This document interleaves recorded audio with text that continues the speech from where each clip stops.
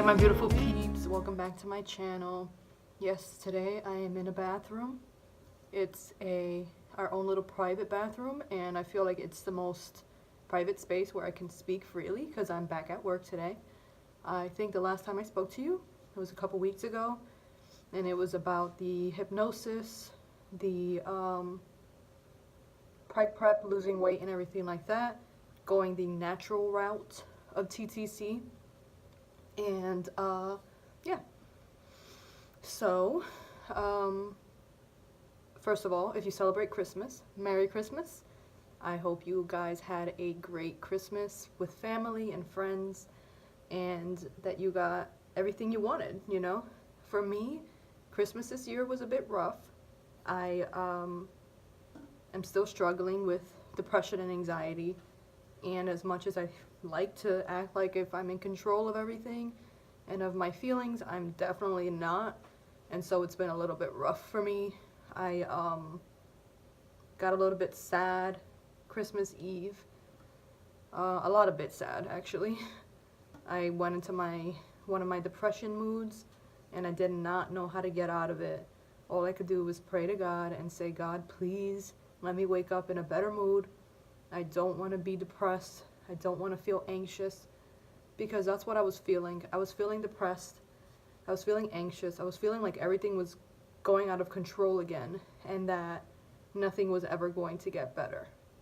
I felt like everything would be easier if maybe I wasn't here. Not that I was going to kill myself, but just it would be easier if I didn't exist, right? So that's how I was feeling, and I did not like that feeling. It's so horrible to feel that way when you are blessed with breathing, and me and my husband are still together, happier, and I still have a healthy dog, and my family's healthy, and just a lot of things to be thankful for, you know? So I felt like a crappy person for feeling that way, but it's natural, you know? I'm only human. And part of me feeling that way was obviously it's Christmas time. I'm not even pregnant. I don't even have any kids, you know? And I just would have thought by now, 31 years old, that I would have had 2 kids by now, you know? Because that was my plan. I've let go of that plan. I hope you guys know that, but I did. It took me a while to just know that it's okay that the plan did not work, because it's not always your plan, you know? Life doesn't go to plan, you know, go as planned all the time. So it was hard for me to realize that. So anyway, the fact that I have no children, the fact that I am not pregnant, it really brought me down. And that's what this video is about. The fact that, you know, most of you probably felt like I did, like sad and everything like that, because of the fact that you're TTCing and still hasn't happened and you're not sure why. Or maybe you are, maybe you have PCOS or endometriosis, and maybe the stuff that you're taking isn't working. So for me, it was the same thing. I was doing the hypnotherapy, I'm doing all this stuff, and I'm feeling positive about it. But then, I don't know, I just felt like something changed, and then I was like, nope, I'm gonna get a negative pregnancy test, because that's just how it goes. I was too worried to get a positive one, because then it would be, you know, this whole fighting would be for nothing. Like, I don't know how to describe it, but I just felt like I was gonna get negative pregnancy test, and I did. And I decided not to use cheap pregnancy tests this time, because I didn't want to get false positives like I did last time. So I used the first response, and the 5 days sooner, negative as hell, 2 days in a row. So yeah, not pregnant, and I started spotting, so my period's definitely coming.